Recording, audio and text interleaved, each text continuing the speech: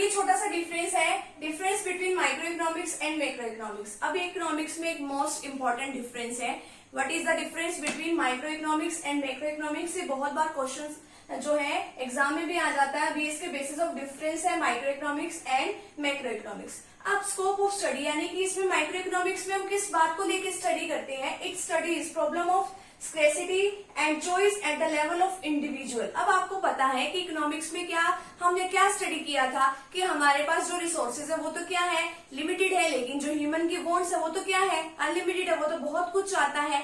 तो उसमें हमने यही तो स्टडी करना है कि हाँ भाई वो अपने लिमिटेड जो उसकी अनलिमिटेड वांट्स है वो अपने लिमिटेड सोर्सेज से किस तरीके से पूरा कर सकता है। अब स्कैर्सिटी का मतलब तो क्या होता है, कमी होना। किसकी कमी होना, उसके पास रिसोर्सेज कम है, लेकिन उसको सिलेक्ट करना पड़ेगा कि हाँ भी वो अपने रिसोर्सेज को कहां पर लगाए कि जिससे उसको ज्यादा से ज्यादा क्या हो, सेटिस्फेक्शन मिले। अब मैक्रो इकोनॉमिक्स में क्या स्टडी करते हैं, अब इसमें तो इंडिविजुअल के बारे में बता दिया, इसमें पूरी इकोनॉमी के बारे में बता दिया कि पूरी की पूरी इकोनॉमी में इस तरीके से स्टडी किया जाता है। It studies problem of scarcity and choice at the level of an economy as a whole, यानी कि पूरी इकोनॉमी में किस तरीके से इस वाली प्रॉब्लम से डील किया जाता है कि हमारे पास रिसोर्सेज कम है, ठीक है, और हमारी वांट ज्यादा है, तो हम उसको किस तरीके से मैनेज करें। ठीक है, नेक्स्ट है इकोनॉमिक वेरिएबल्स। इसमें क्या स्टडी किया जाएगा आगे, इसमें तो कंज्यूमर की डिमांड और प्रोड्यूसर की सप्लाई। हम इसमें माइक्रो इकोनॉमिक्स में डिमांड और सप्लाई को स्टडी करते हैं, सिर्फ एक की।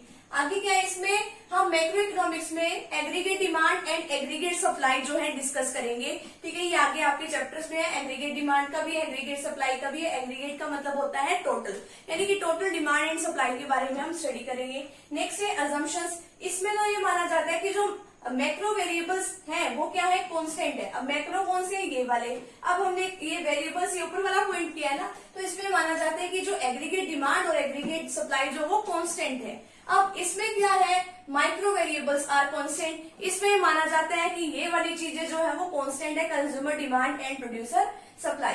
अब इसमें तो जो है गवर्नमेंट इंटरफेरेंस। अब गवर्नमेंट इंटरफेरेंस में क्या है, इसके अंदर तो कोई गवर्नमेंट का इंटरफेरेंस होता ही नहीं है इतना। अब इसमें क्या है, गवर्नमेंट का इंटरफेरेंस होता है। अब आगे जो है अगला डिफरेंस क्या है, सेंट्रल प्रॉब्लम्स। अब इसमें किस किस चीज से रिलेटेड प्रॉब्लम है, प्राइस डिटर्मिनेशन की कितना प्राइस डिसाइड किया जाए, एंड रिसोर्सेज एलोकेशन, और अपने रिसोर्सेज को किस तरीके से कहाँ कहाँ पे हम एलोकेट करें। नेक्स्ट इसमें determination of level of income and employment. अब आगे इसमें एक इम्पोर्टेंट थ्योरी भी है, तो हम वो भी डिस्कस करेंगे आगे वाले चैप्टर्स में। अब इसका दूसरा नाम, अब माइक्रो इकोनॉमिक्स को किस नाम से बुला सकते हैं, प्राइस थ्योरी, और इसका क्या नेम है, it is also called theory of income and employment. ठीक है, तो फटाफट से भी आप इतने का स्क्रीनशॉट ले लीजिए आगे।